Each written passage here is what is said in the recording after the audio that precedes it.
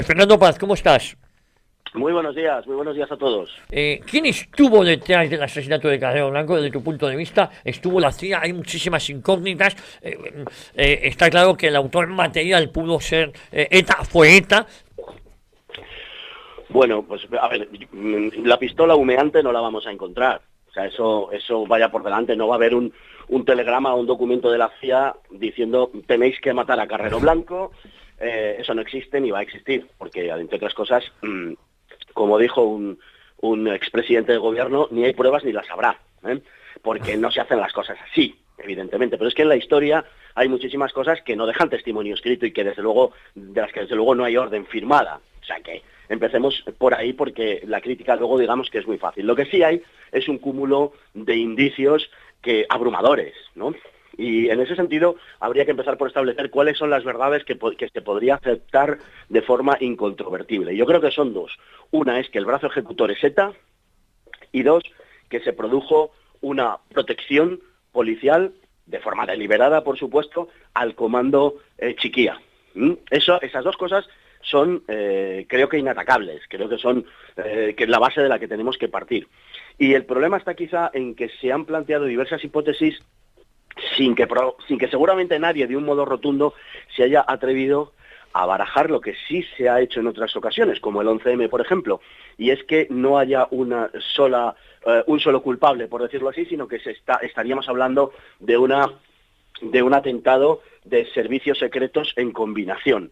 En aquel momento es lo que está haciendo la CIA.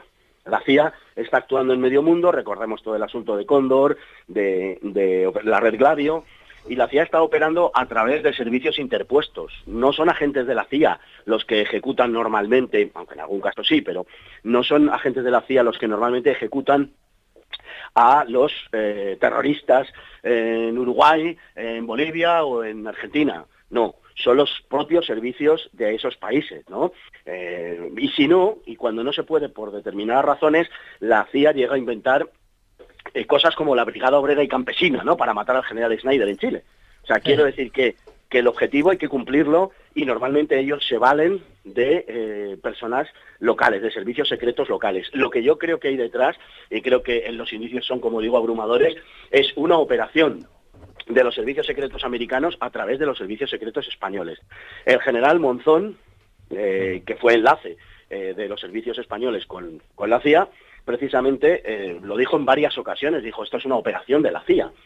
Y habría que establecer a partir de ahí, y con la documentación existente, porque sí hay documentación, aunque no esté la pistola humeante, como digo, pero sí hay documentación que apunta de una manera decidida a la CIA. Yo sé que no es una prueba de que la CIA asesinó a Carrero, pero hay un telegrama de septiembre de 1973, desclasificado en el año 2008, en el cual, en el cruce de informaciones entre la embajada en Madrid y Langley, la sede de la CIA, se dice, nos conviene que desaparezca el presidente de gobierno Carrero Blanco.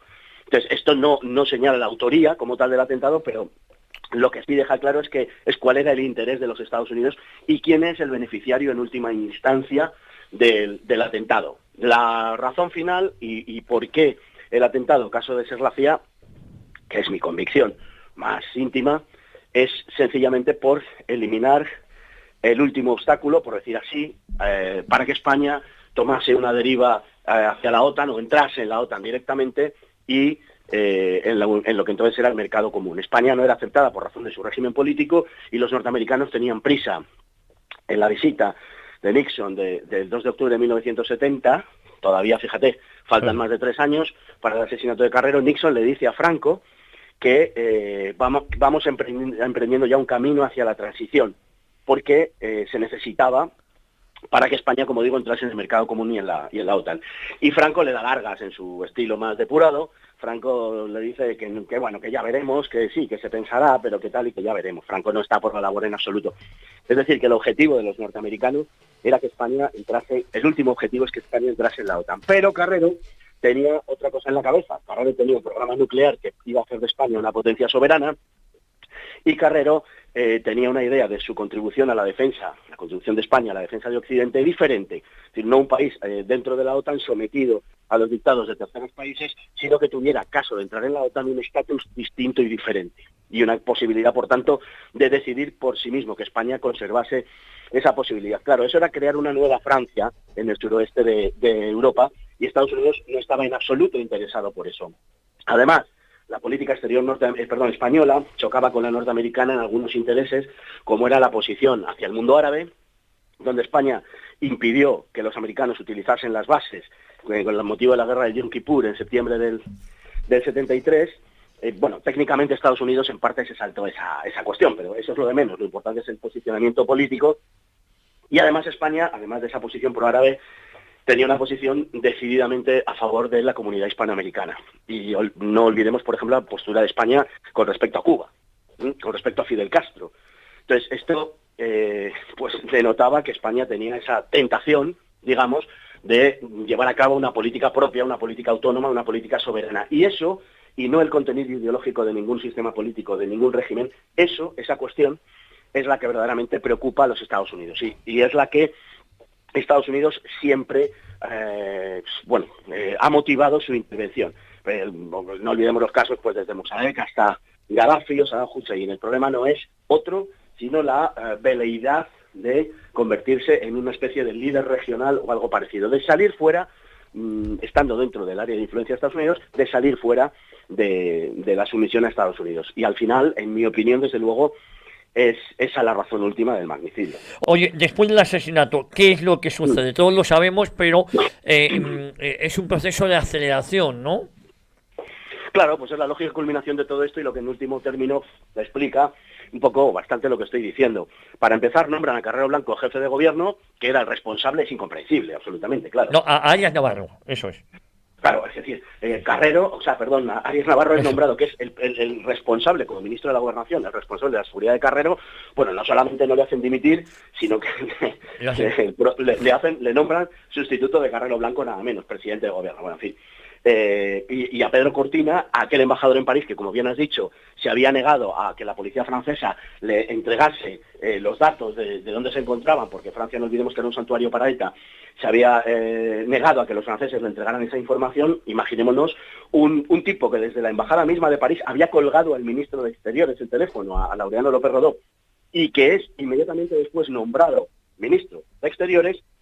Bueno, pues resulta que los dos son los que firman la renovación del tratado con Estados Unidos en los términos en los que Washington había impuesto, y términos a los que Carrero Blanco precisamente se había negado. O sea, que esas son las consecuencias inmediatas. Luego viene la entrega del Sáhara Occidental, que es una operación diseñada por Henry Kissinger.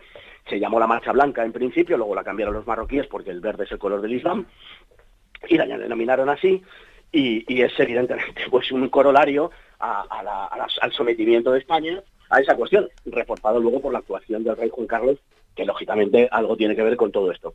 Y luego, pues tenemos a largo plazo, pues todo lo que sucedió. Es decir, al final, estos son los sólidos pilares, lo de sólidos entre comillas, bueno, no han dejado de ser efectivos durante 50 años, los pilares del régimen del 78, que comienzan con el asesinato de Carrero y comienzan por someter a España al arbitrio de otras potencias extranjeras, como por otro lado viene siendo normal desde finales del siglo XVIII, desde Carlos IV. Es decir, viene siendo así. España tuvo la tentación de sacar los pies del tiesto y entonces se les reconvino y se le devolvió el tiesto. Esa es la cuestión. Si nos fijamos, bueno, pues se hace dimitir en una situación muy turbia a Adolfo Suárez.